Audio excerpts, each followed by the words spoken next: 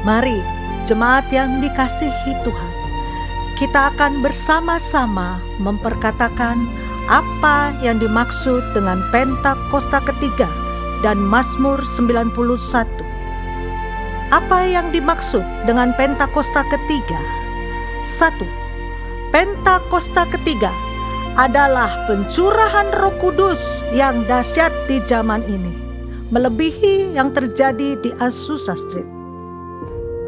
2. Pentakosta ketiga akan mengakibatkan penuaian jiwa yang terbesar dan yang terakhir sebelum Tuhan Yesus datang kembali.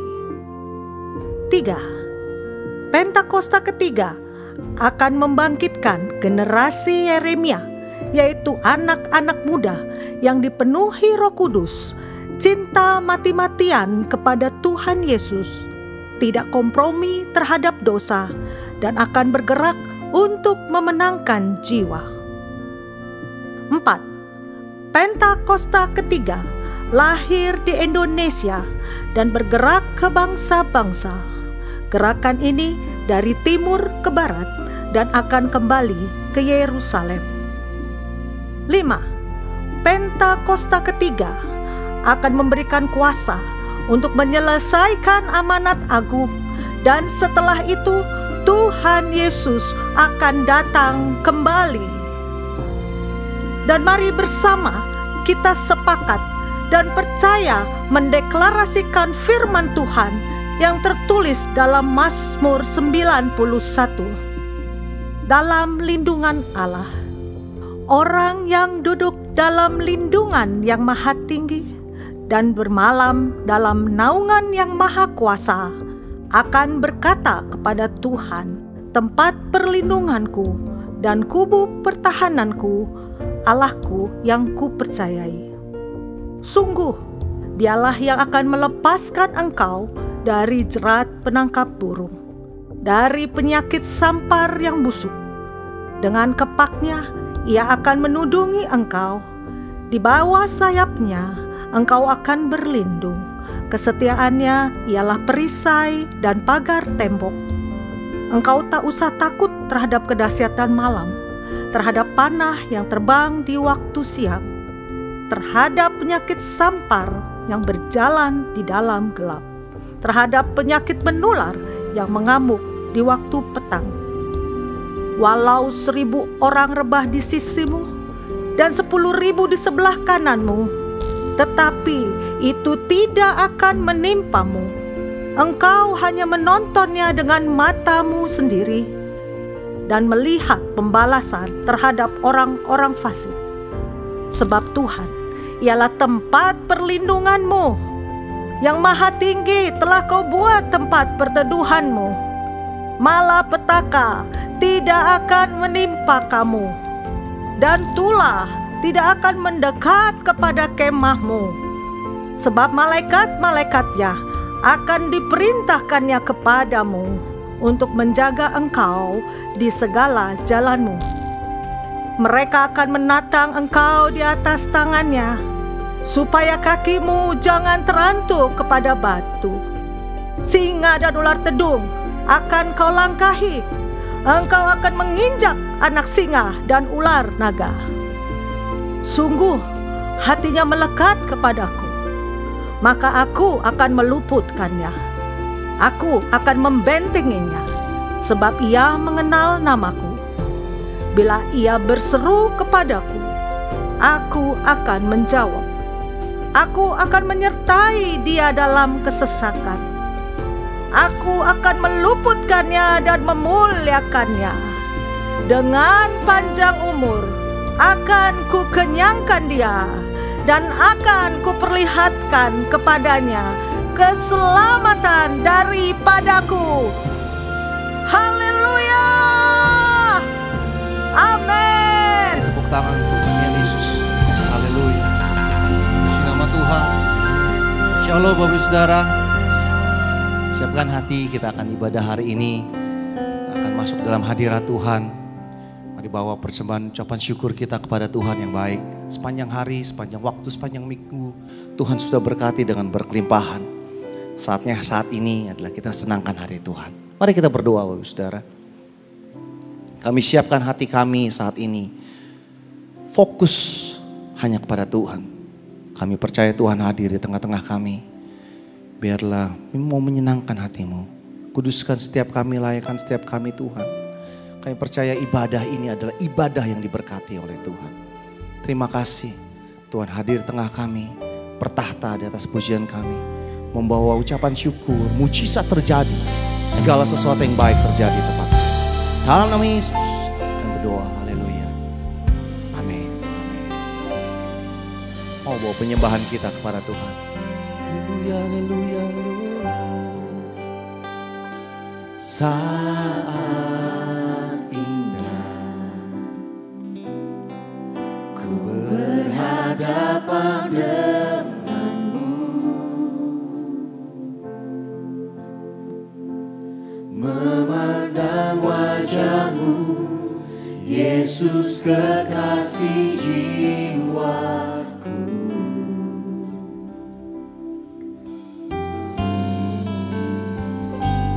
Bawa daku erat dalam pelukanmu, menikmati kasih dan indahnya hadiratmu. Hadiratmu Tuhan, ku rasakan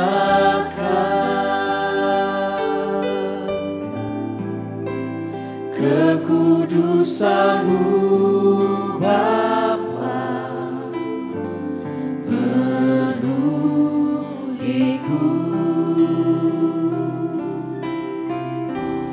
Ku rindu selalu diam dalam bait-Mu,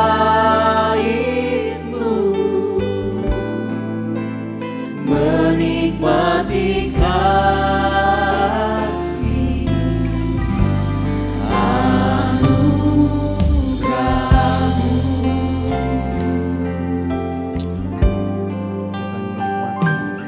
Saat indah ku berhadapan denganmu, memandang wajahmu, Yesus kekasih jiwaku. Ini kami ya Tuhan, bawa daku erat dalam pelukan-Mu, menikmati kasih dan indahnya hadirat-Mu. Hanya dalam hadirat-Mu, hadirat-Mu Tuhan, ku rasakan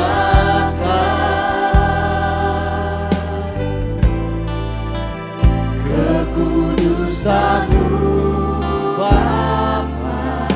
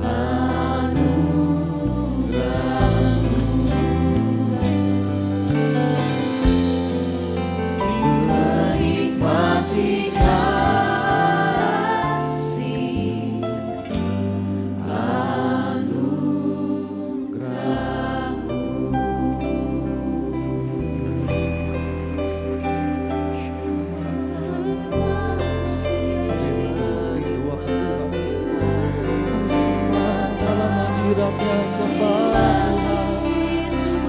Nyatakan hatimu, nyatakan rindumu kepadanya. Nyatakan Yesus, sembah Tuhan.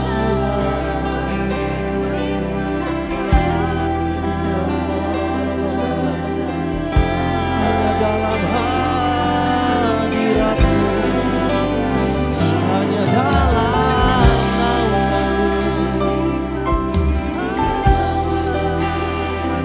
sembah Tuhan, sembah Yesus.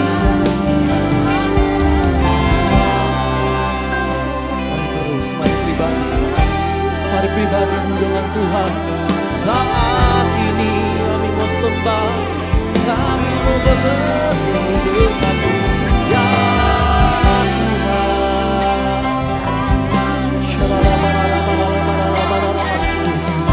Cari Tuhan, nikmati kasih-Nya.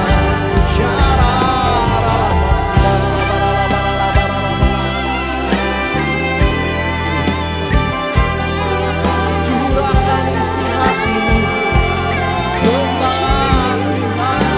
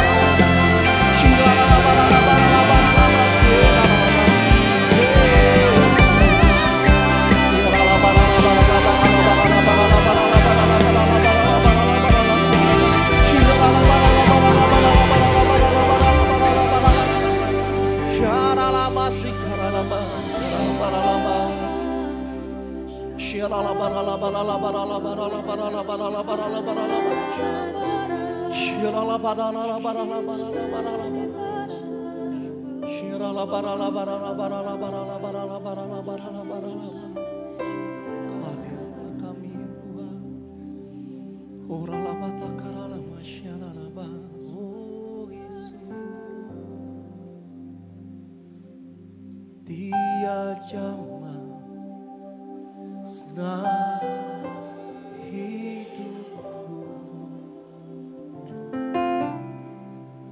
dan beri damai di hatiku.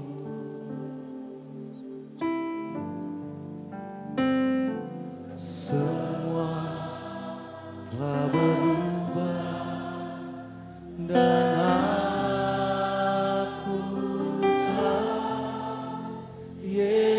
Yesus jamah ku jadi baru. Buka hati biar dia jamah.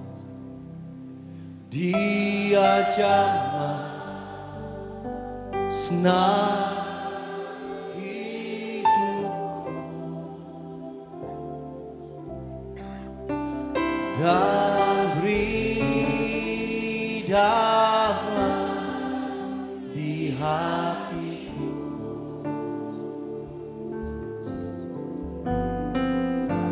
Semua telah berubah dan aku tahu Yesus jamah ku jadi baru. Buka hatimu, saat ini dia hadir, biar dia menjamah setiap kita. Dia jamah senang hidupku dan beri damai di hatiku. Semua telah berubah dan aku tahu Yesus jamah ku jadi baru. Dia jamah senang hidupku dan beri damai di hatiku. Semua telah berubah dan aku tahu Yesus jamah ku jadi baru. Semua telah berubah dan aku tahu Yesus jamah ku jadi baru. Semua telah berubah dan aku tahu Yesus jamah ku jadi baru. Yang percaya Yesus mengubah, memberkati, dia menjamah setiap kita. Haleluya, haleluya, haleluya, haleluya. Kami percaya Tuhan hadir di tengah kami. Dan perkara yang ajaib itu pasti terjadi. Kami buka hati kami Tuhan.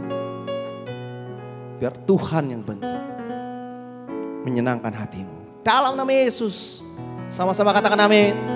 Sekali lagi tepuk tangan untuk Allah kita.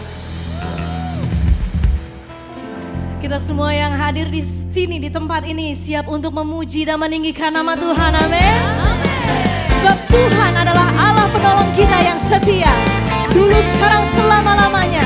Kasih-Nya tidak pernah berubah. Mari kita membesarkan nama Tuhan. Kita mau tinggikan nama Tuhan. Amin. Haleluya. Mari sama-sama kita tepuk tangan yuk.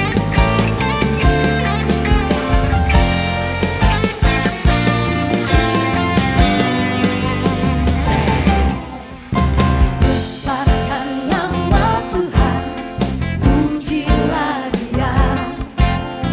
Kemurahan-Nya besar, tiada terkira. Aku tak dapat balas betapa besar kasih-Nya.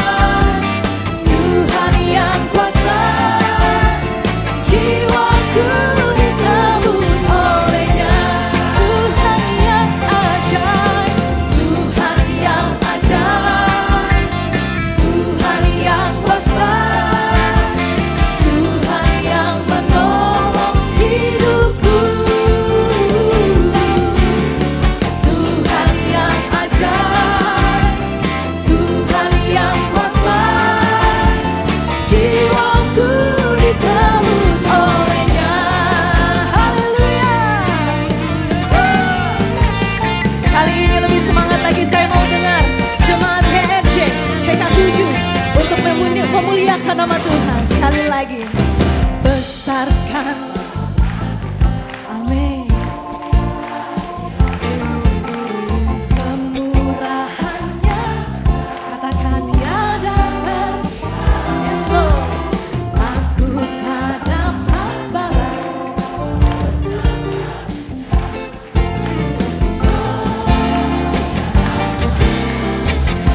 Katakan Tuhan yang ajaib, Tuhan yang ajaib, Tuhan, amin, Tuhan yang menolong, haleluya, amin, terima kasih.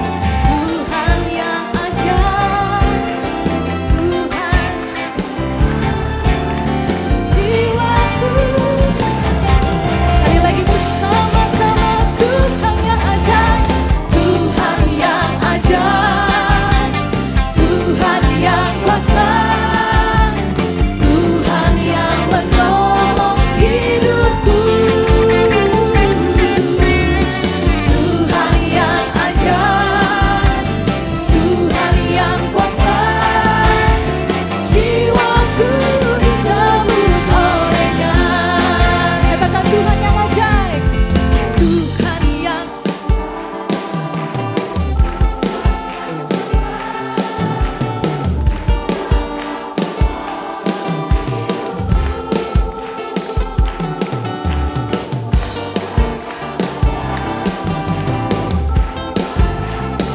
amin, jiwaku ditebus olehnya.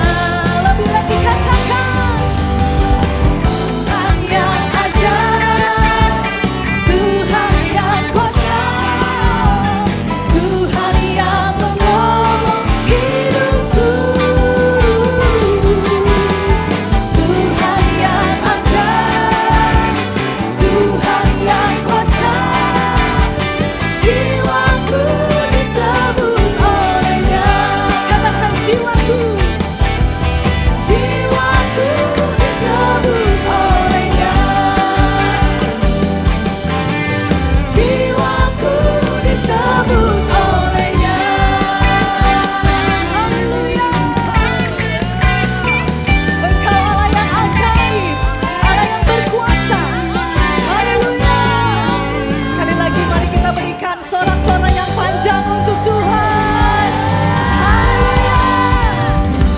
Boleh tepuk tangan yang lebih semangat daripada tadi saudara. Haleluya.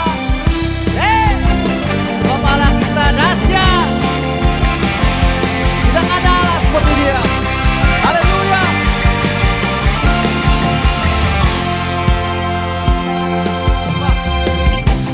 Tuhanku maha besar, Tuhanku maha kuasa, Raja segala raja. Dia takkan tergoyahkan, dia takkan terkalahkan, dia hidup dan berkuasa. Serukan namanya, Yesus Tuhan Raja, segala kuasa tunduk dalam namanya. Dia luar biasa, perkasa mulia, Yesus nama di atas segala nama. Haleluya. Katakan keperkasaan Allah kita.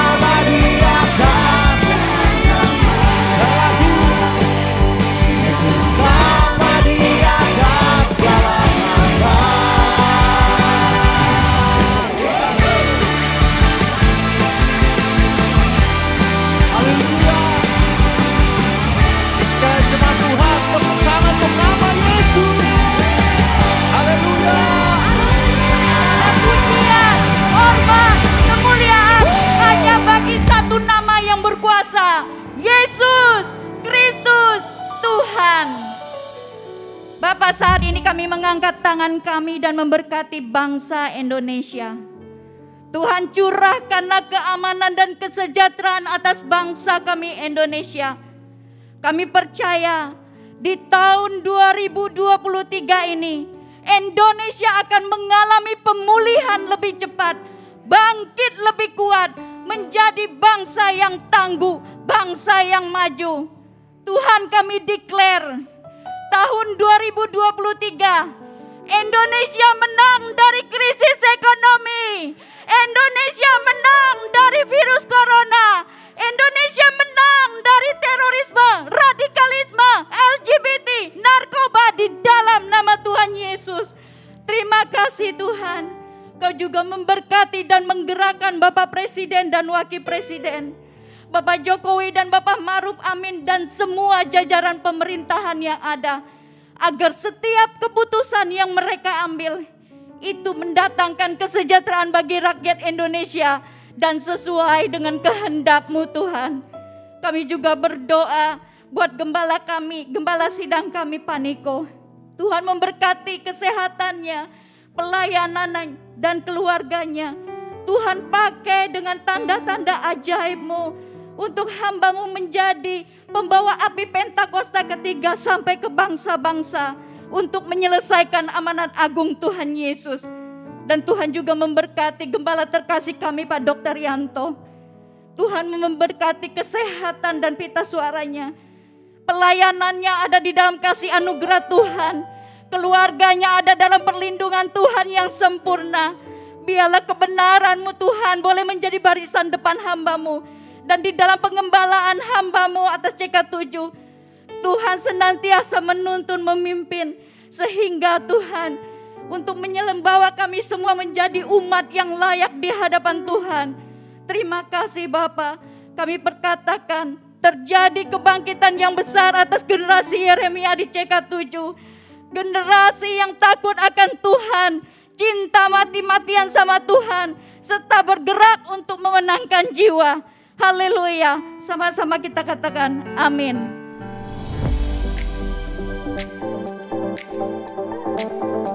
Shalom, Gembala dan seluruh pengerja CK7 serta jemaat Tuhan mengucapkan terima kasih kepada Pendeta Dr. Rubin Adi Abraham yang telah memberkati kita semua melalui penyampaian pesan firman Tuhan pada hari ini. Tuhan Yesus memberkati Bapa dan keluarga berlimpah-limpah. Amin. Berikut kami sampaikan beberapa pengumuman. Ibadah Raya via live streaming hari Minggu tanggal 19 Februari 2023 pukul 7, 9, 11.30, 14, dan 16.30 waktu Indonesia Barat akan dilayani oleh Gembala Sidang Bapak Pendeta Dr. Insinyur Niko Nyoto Raharjo dan disertai dengan perjamuan kudus.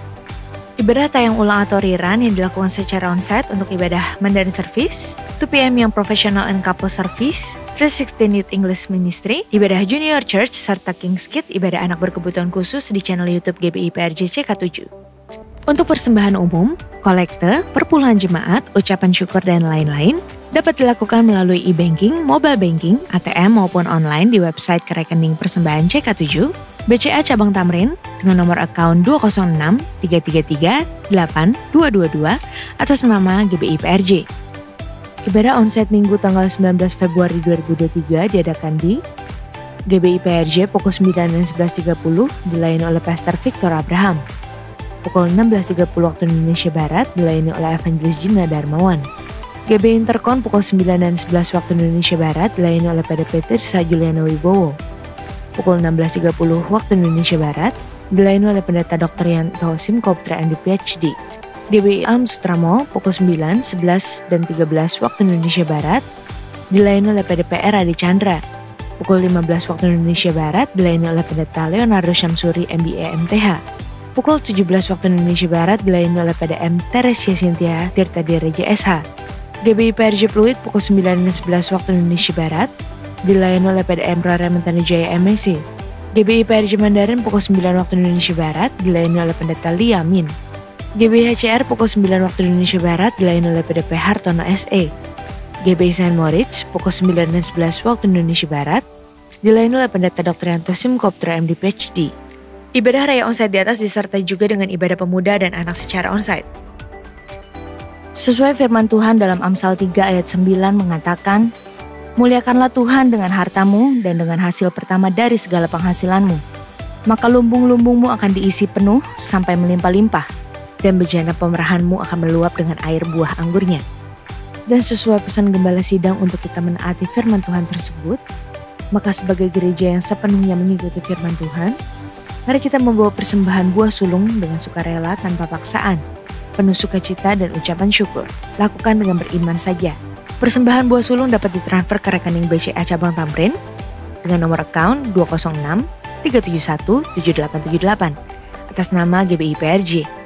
Atau dapat menggunakan amplop persembahan dan dimasukkan ke dalam kotak-kotak persembahan yang tersedia di pintu masuk dan pintu keluar.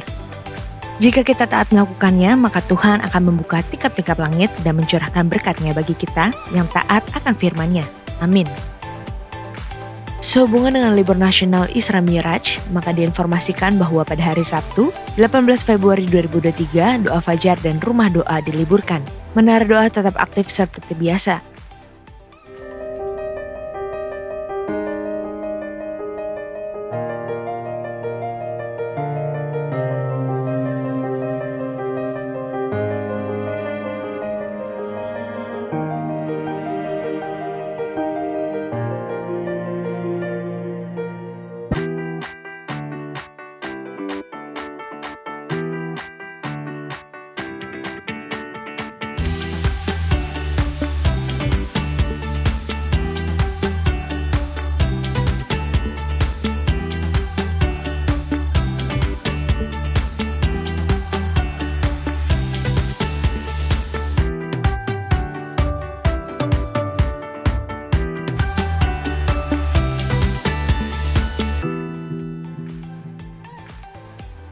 Untuk info pendaftaran Spiritual Guidance for Lovers, Rumah Doa Hybrid, kesempatan melayani, pembukaan kelas KOM, penyerahan anak, baptisan selam, Bible Study, pembukaan kelas BP2N, dan lain-lain, dapat dilihat di website www.gbiprj.org atau follow Instagram @gbiprj. Sekian pengumuman pada hari ini. Terima kasih atas perhatian Bapak Ibu sekalian. Tuhan Yesus memberkati. Mari sama-sama kita mau siapkan hati kita. Kita mau masuk lebih dalam lagi dalam hadirat Tuhan. Kami mau katakan Tuhan, Engkau adalah segalanya bagi kami. Dulu, sekarang, sampai selama-lamanya biarlah Engkau Yesus yang kami pegang teguh dalam hidup kami. Terima kasih Engkau sudah menjadi Allah kami yang hidup.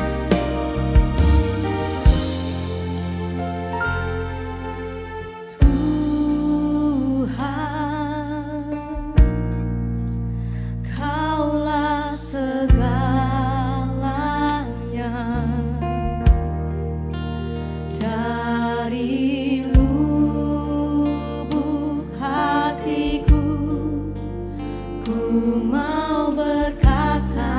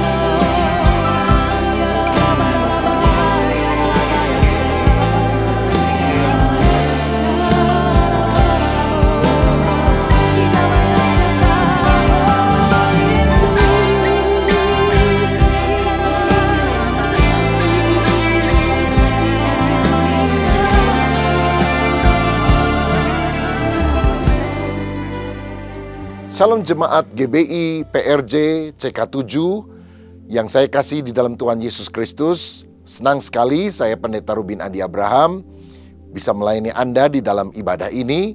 Tentu saya berterima kasih kepada Gembala Sidang, Bapak Pendeta Dr. Yanto Simko Putra untuk kesempatan yang telah dipercayakan. Hari ini saya akan menyampaikan firman dengan judul The Power of Love atau Kuasa Kasih.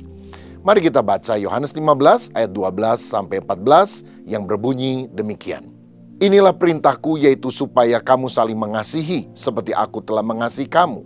Tidak ada kasih yang lebih besar daripada kasih seorang yang memberikan nyawanya untuk sahabat-sahabatnya. Kamu adalah sahabatku jikalau kamu berbuat apa yang kuperintahkan kepadamu. Aku tidak menyebut kamu lagi hamba, sebab hamba tidak tahu apa yang diperbuat oleh tuannya. Tetapi aku menyebut kamu sahabat, karena aku telah memberitahukan kepada kamu segala sesuatu yang telah kudengar dari Bapakku. Bapak, Ibu, dan Saudara sekalian, saya pernah membaca kisah tentang sebuah panti asuhan yang ada di Amerika Latin, di mana mereka merawat 97 orang anak dari usia 3 bulan sampai 3 tahun. Tetapi karena keuangan mereka kurang baik, maka mereka hanya bisa mempekerjakan sedikit saja orang yang mengasuh anak-anak tersebut. Dan tugasnya adalah memandikan dan memberikan makan mereka.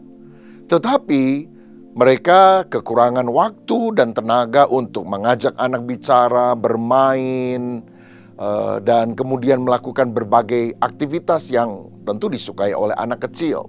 Mereka kurang waktu untuk bisa mencurahkan kasih kepada anak-anak itu. Ternyata dalam 1 tahun 27 orang anak meninggal dunia. Tahun berikutnya sekian anak juga meninggal dunia. Sampai akhirnya di panti asuhan itu hanya tersisa 21 orang yang masih hidup. Hal ini terjadi bukan karena mereka kurang makan, bukan karena kurang gizi, tapi kurangnya sentuhan kasih yang mereka alami di dalam kehidupan. Nah, di dalam 1 Korintus pasal 13 ayat 13 dikatakan, demikianlah tinggal 3 hal ini, yaitu iman, harap, dan kasih. Dan yang terbesar di antaranya adalah kasih. Orang yang merasa dicintai itu akan mengalami semangat di dalam kehidupannya. Tapi orang walaupun cukup makan, kelihatannya ada uang, tapi kalau dia tidak merasa disayangi, dia merasa hidupnya hampa, tak berharga. Itu sebabnya kadang kita dengar ada artis Korea Selatan masih muda, kaya raya, mati bunuh diri. Karena ternyata kasih itu sangat powerful.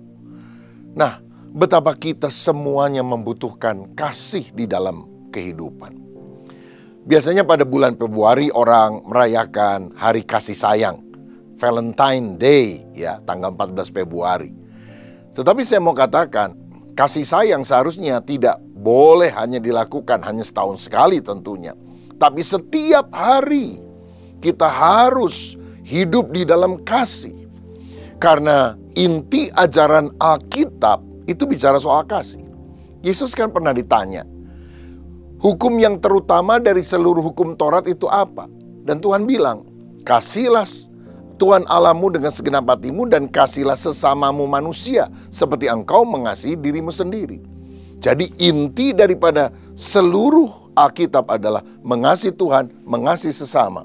Yang kalau diperas lagi dan tinggal muncul satu kata, kata itu adalah love, kasih.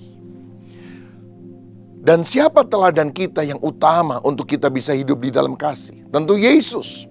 Dia mengasihi umatnya, dia rela mati, saudara-saudara, untuk menebus dosa kita. Bahkan dia mengasihi musuh-musuhnya. Di kayu salib dia berkata, Bapa, ampunilah mereka, karena mereka tidak tahu apa yang mereka perbuat. Oh, betapa besar kasih Yesus, dan kita perlu belajar hidup di dalam kasih seperti itu. Karena itu hari ini dalam bahasan The Power of Love, kuasa kasih, kita perlu mempelajari bagaimana caranya kita bisa mengasihi seperti Tuhan Yesus. Ada 3 hal yang kita perlu perhatikan. Yang pertama, karena mengasihi, Yesus menjalin relasi. Saudara-saudara, ketika Yesus ada di dunia, dia memilih 12 orang murid untuk menjadi sahabatnya, supaya mereka bisa saling mengasihi satu dengan yang lain. Dia berkata, kamu bukan lagi hamba, tapi sahabat. Dan aku memberitahukan rahasia-rahasia, hal-hal yang penting yang kamu harus mengerti dalam kehidupan. Saudara, Yesus selalu berada di dalam komunitas untuk bisa saling menyatakan kasih-Nya. Seringkali Yesus bahkan membawa 3 murid utama ke tempat-tempat tertentu. Misalnya ketika Yesus dimuliakan di atas gunung, ketika Yesus membangkitkan anak Yairus yang mati, bahkan ketika dia bergumul di Taman Getsemani menjelang penangkapan dan kematiannya, dia bawa Petrus, Yohanes, Yakobus. Karena Yesus ingin mendapatkan kekuatan juga dari yang lain. Menjalin relasi adalah sesuatu yang sangat penting. Bahkan Yesus sebagai manusia sejati, dia membutuhkan menjalin hubungan dengan orang lain. Saudara-saudara, bukan hanya dengan murid-muridnya, Yesus juga bergaul dengan banyak orang. Dia bicara kepada Sakius, seorang pemungut cukai, dan makan di rumah mereka. Lalu kemudian dia juga bicara kepada wanita Samaria tentang air kehidupan sampai akhirnya wanita ini bertobat. Saudara, salah satu gelar dari Yesus adalah sahabat orang berdosa. Karena dia tidak menolak orang-orang dan menganggap mereka adalah orang yang kotor dan najis. Yesus menerima mereka apa adanya, walaupun tidak membiarkan mereka seadanya. Karena Yesus mengubah mereka menjadi manusia yang baru. Saudara, menjalin relasi sesuatu yang sangat penting. Persahabatan itu sesuatu yang perlu dan mulia. Sebab mengasihi dan dikasihi adalah kebahagiaan terbesar di dalam kehidupan. Orang akan merasa hidupnya hampa kalau dia tidak merasa ada orang yang mencintai dia. Tetapi walaupun dia hidup sederhana, cenderung gak punya uang lah, tapi kalau dia merasa dihargai, dicintai, oh, semangat hidupnya akan besar. Orang yang kesepian akan lebih pendek umur. Tapi orang yang banyak sahabat-sahabatnya, itu justru akan lebih panjang umur. Karenanya saudara ingat, 1 musuh terlalu banyak, 1000 teman terlalu sedikit. 1 musuh bisa membuat saudara makan tidak enak, tidur tidak nyenyak. Lagi makan tidak bisa tidur, lagi tidur tidak bisa makan. Ya memang benar. Nah, tetapi kalau kita punya banyak teman, wah, kemanapun kita pergi, ada sukacita dalam kehidupan ini. Jadi penting sekali untuk kita membangun hubungan yang sehat satu dengan yang lain.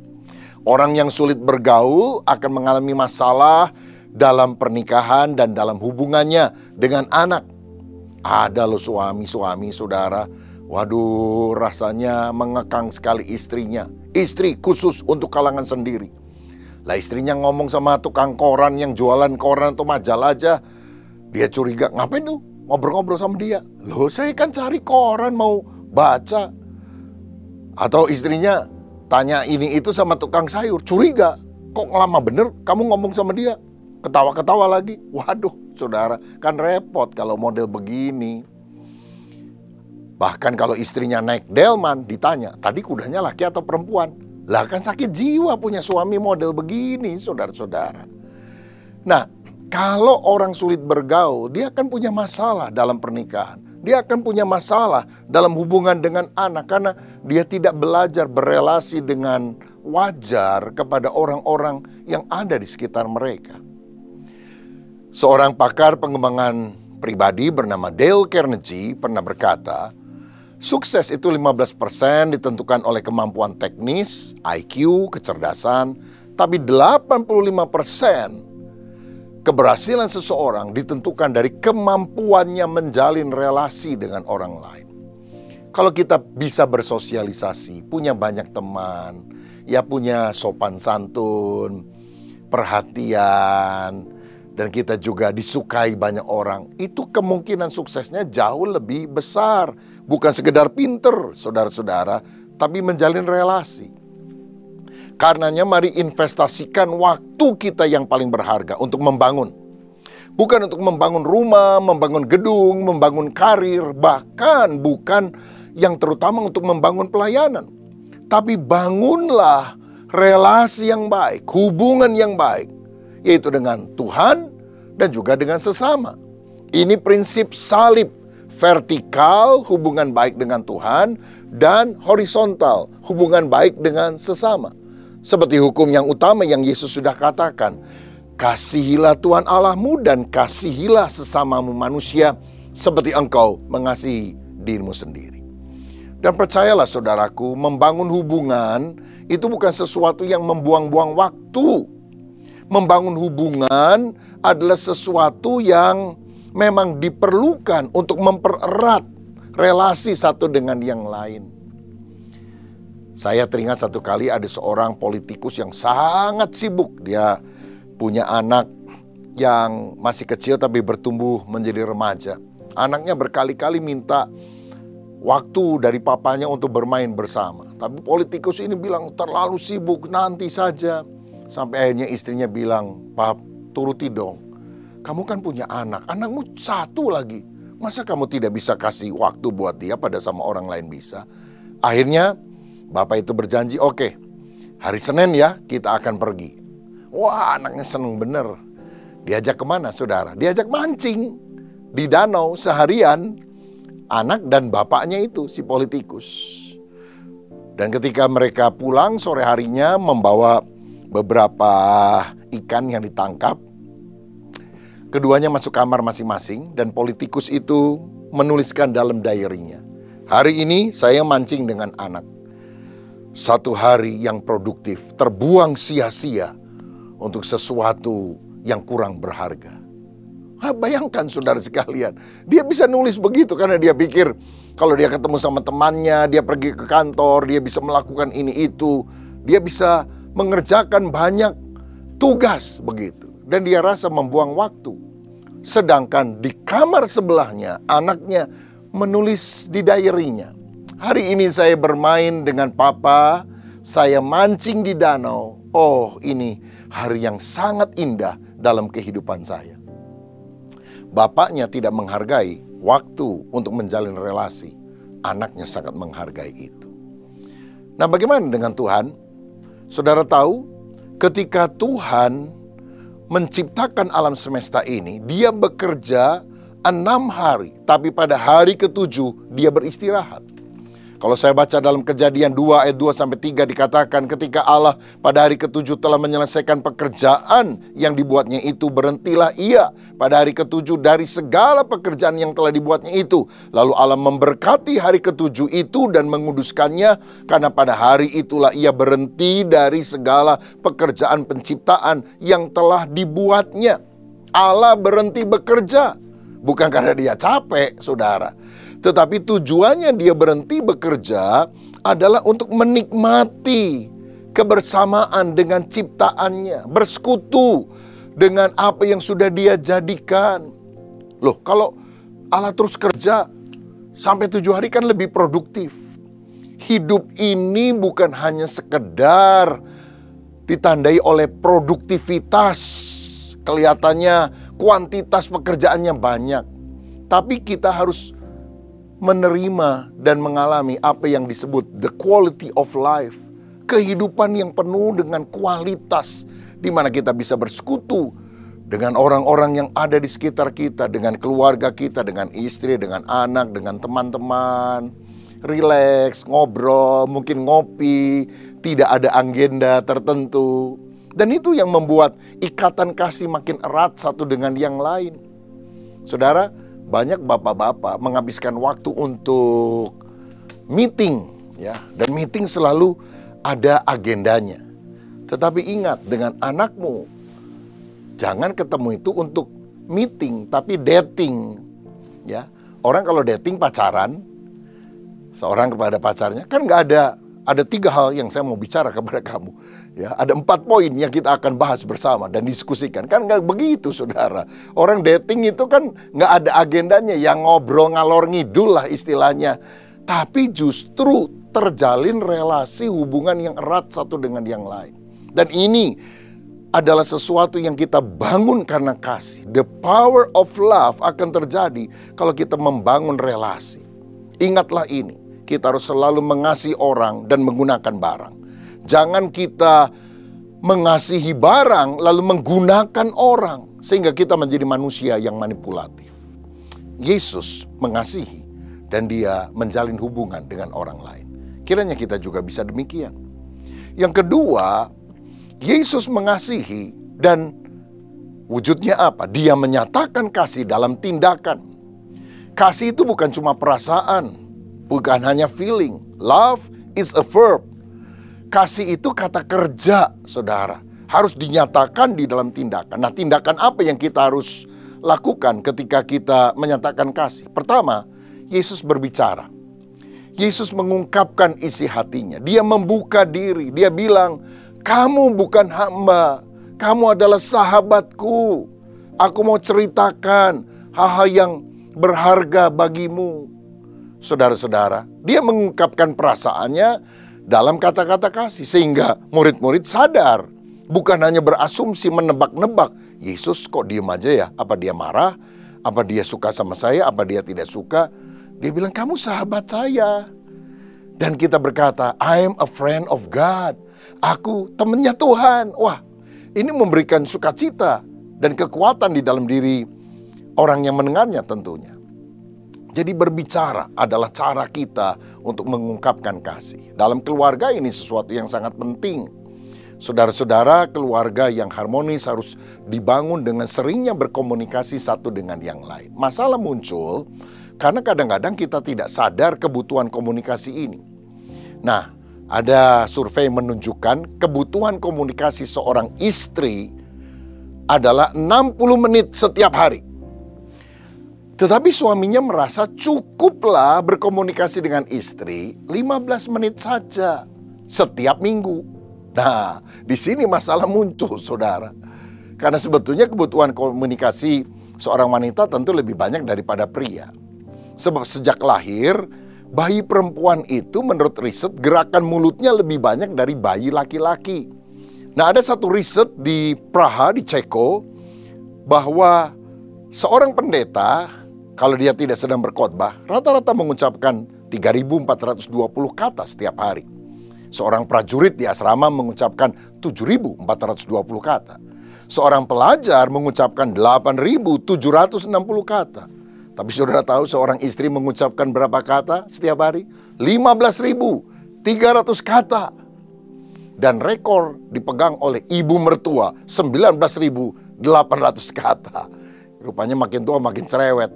Dan istri sama ibu mertua kan sama-sama perempuan, saudara.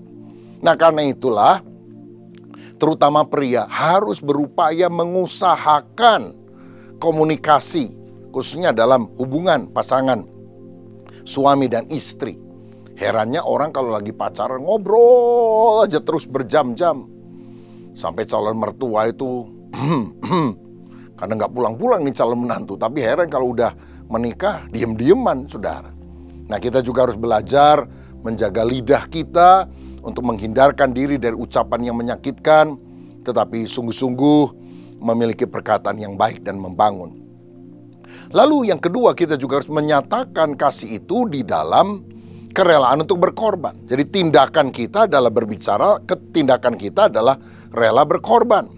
Seperti Yesus yang mati di atas kayu salib bagi kita sekalian. Yohanes 3 ayat 16 berkata, karena begitu besar kasih Allah akan dunia ini sehingga dikaruniakannya anaknya yang tunggal supaya setiap orang yang percaya kepadanya tidak binasa, melainkan beroleh hidup yang kekal. Mengasihi berarti memberikan hidup buat orang yang dicintainya. Nah, kita juga harus menyatakan kasih di dalam perbuatan. Misalnya apa? Menelepon orang tua kita. Atau kalau kita ada di luar kota, teleponlah pasanganmu, teleponlah anak-anakmu. Ucapkan perhatian, apa kabar mereka.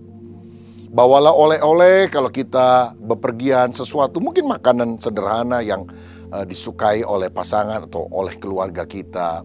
Kita juga harus menyatakan perbuatan kasih dengan rela menolong orang lain, rela untuk mengalah demi kebaikan.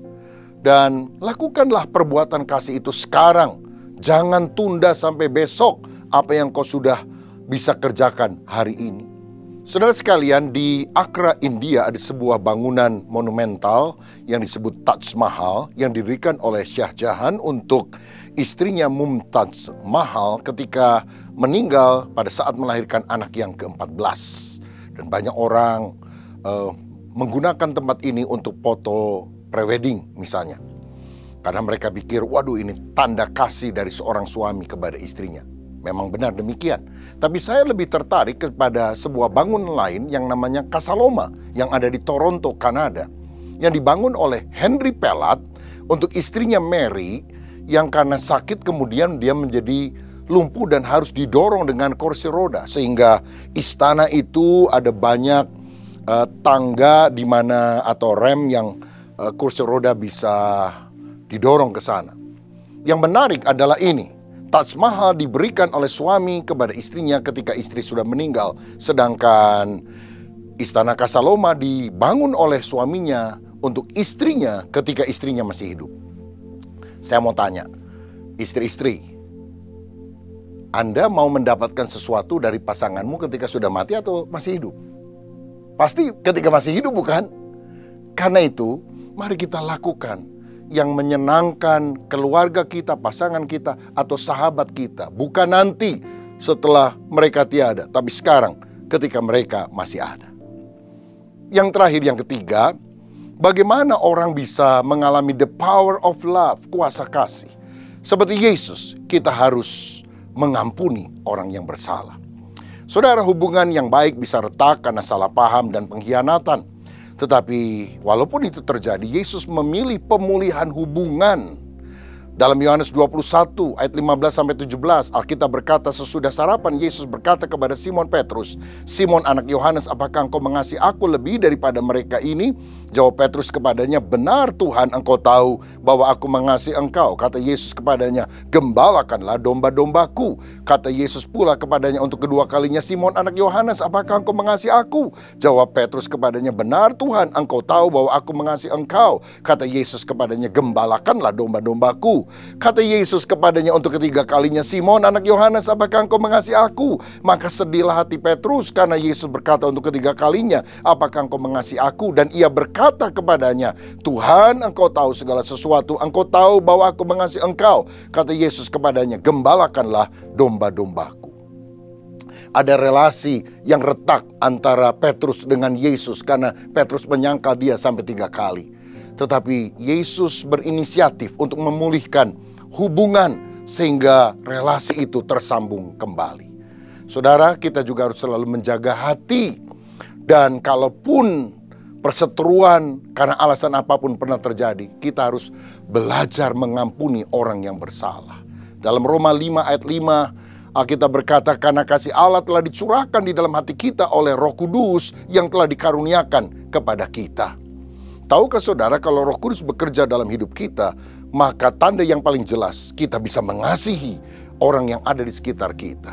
Yesus ketika dibaptis di Sungai Yordan, maka Roh Kudus turun ke atas dia seperti burung merpati. Dan tahukah saudara, burung merpati adalah binatang yang tidak punya empedu atau racun hati yang pahit. Itu sebabnya walaupun ada banyak perlakuan yang tidak enak buat Yesus, tetapi Yesus tidak hidup di dalam kepahitan, tapi dia mengampuni. Saudaraku, membenci itu tidak perlu dipelajari, hanya perlu dimunculkan. Tetapi kasih harus dipelajari. Kita harus belajar menguasai emosi. Kita harus belajar memberikan pengampunan. Saya pernah ke Polandia dan pergi ke Auschwitz, di mana begitu banyak orang pada zaman Hitler pernah dibantai karena mereka dimasukkan di dalam kamp konsentrasi dari Hitler dan kemudian mereka dimatikan di kamar-kamar gas. Dan ini berawal dari kepahitan Hitler kepada lingkungannya pada masa remajanya. Dan akhirnya ketika dia punya kekuasaan, dia membantai orang-orang yang ada. Oh, betapa mengerikannya. Tapi lihat Yesus. Yesus belajar mengampuni bahkan orang yang menyalibkan dia. Saudara, mari nyatakan kasih-Mu di dalam pengampunan. Tahukah saudara, ketika kita mengampuni orang yang bersalah kepada kita, itu adalah hadiah terbesar yang kita bisa berikan kepada diri kita sendiri. Karena pada waktu kita mengampuni, yang mengalami damai sejahtera, kelepasan dalam hati bukan orang lain, tapi terutama diri kita. Dan itulah teladan Tuhan Yesus. Yohanes Paulus II pernah ditembak oleh seorang yang bernama Mehmet Aksa dari Turki, saudara. Dan Paulus hampir mati. Tetapi setelah dia pulih, maka satu kali dia pergi ke penjara di mana Mehmet itu ditahan. Mereka berdua berbicara. Dan setelah selesai, tampaknya Paulus memberkati atau mendoakan Mehmet ini. Dan ketika Paulus pulang, Mehmet berkata, hal pertama yang aku akan lakukan ketika aku keluar dari penjara adalah, saya mau ke Vatikan, saya mau minta dibaptis oleh Paulus. Saya mau katakan bahwa kasih bisa mengalahkan kejahatan sebesar apapun. Seperti Yusuf yang dibenci oleh saudara-saudaranya. Tetapi ketika akhirnya Yusuf jadi raja muda di Mesir, dan saudara-saudaranya datang ke Mesir untuk minta pertolongan karena kelaparan sedang terjadi. Dan waktu mereka tahu penguasa di Mesir adalah Yusuf, mereka ketakutan. Tapi Yusuf tidak membalas yang jahat dengan yang jahat. Dia membalas kejahatan dengan kebaikan. Saudara, itulah ajaran firman, bahwa kita harus hidup di dalam kebaikan. Balas yang jahat bukan dengan yang jahat, tapi balas yang jahat dengan yang baik. Saudara tahu, dulu di Berlin itu ada tembok yang memisahkan antara Jerman Timur dan Jerman Barat. Dan seringkali orang-orang dari Jerman Timur itu melampaui tembok tersebut sampah kepada orang-orang di Jerman Barat. Tentu orang Jerman Barat yang tinggal di perbatasan jadi marah. Tapi ada seorang bilang, jangan balas lempar sampah.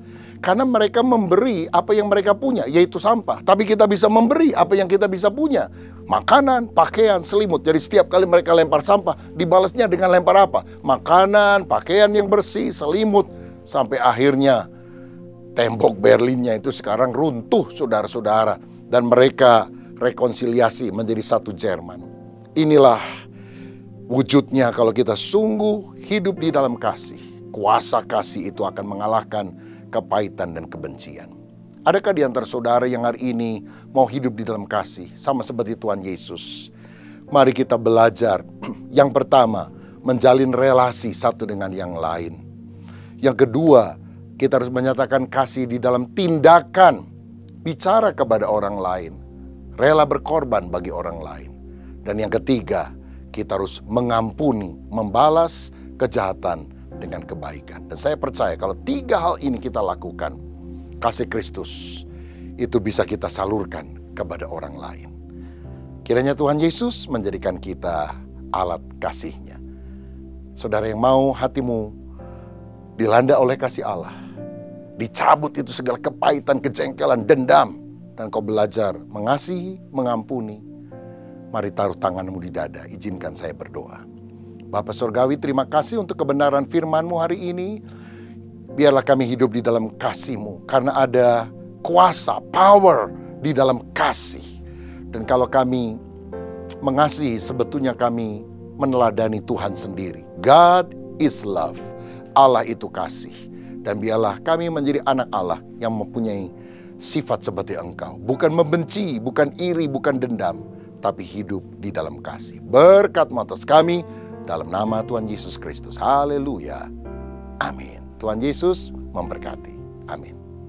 Terimalah berkat yang berlimpah-limpah dari Allah Bapa, kasih karunia di dalam anaknya yang tunggal, Yesus Kristus, persekutuan yang manis dengan Roh Kudus menyertai kita mulai saat ini, sampai Tuhan Yesus datang kembali untuk kedua kalinya, menjemput kita di awan-awan yang permai, bahkan untuk selama-lamanya. Semua yang percaya katakan amin. Tuhan memberkati saudara-saudara sekalian, and God bless you all. Shalom saudara, pernah lihat gak pohon durian berbuah mangga atau pohon jeruk berbuah apel? Tentu tidak mungkin itu terjadi secara alamiah, bukan? Nah, Yesus pernah menjelaskan kepada orang banyak kalau tidak mungkin pohon yang baik itu menghasilkan buah yang tidak baik, ataupun pohon yang tidak baik itu menghasilkan buah yang baik. Jadi dari buahnya lah kamu akan mengenal mereka. Karena itu, Sebagai orang percaya, sangat penting untuk kita memastikan keselamatan kita menghasilkan buah-buah pertobatan. Karena itu, di dalam Voice of Pentecost kali ini, kita akan membahas mengenai person and purpose. Sedih sekali kalau kita mendengar kabar mengenai hamba-hamba Tuhan yang berjatuhan di dalam ladang pelayanan, dalam area kekudusan, moral, dan kehidupannya yang ternyata tidak sesuai dengan pemberian firman. Padahal, ini bukanlah kehendak yang Allah minta bagi setiap orang percaya. Yesus berkata di dalam Matius 7 ayat 22-23, di mana pada hari-hari terakhir akan banyak orang berseru, memanggil namanya, menunjukkan karunia bernubuat, mengusir setan, dan banyak mengadakan mukjizat. Tetapi nyatanya Yesus tidak mengenal mereka. Wah, rupanya banyak melakukan pelayanan tidak menjamin kita dikenal oleh Tuhan Yesus. Adalah sebuah kesia-siaan kalau kita sibuk melayani dan mengira itu adalah jaminan kehidupan kekal kita. Terlebih penting adalah agar diri kita dikenal oleh Yesus sebagai anak-anaknya dan hamba-hambanya yang baik dan setia. Mungkin saudara bertanya, mengapa Yesus tidak mengenal orang-orang yang mengaku sudah melakukan hal yang kelihatannya rohani? Ada beberapa jawaban. Yang pertama, karena pelayanan yang menggunakan karunia rohani adalah pemberian atau anugerah semata dari Tuhan. Tetapi karunia rohani ini perlu ditampung di dalam kapasitas yang benar.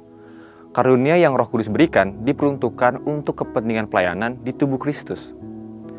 Kapasitas untuk menampung karunia ini bisa disebut sebagai buah roh.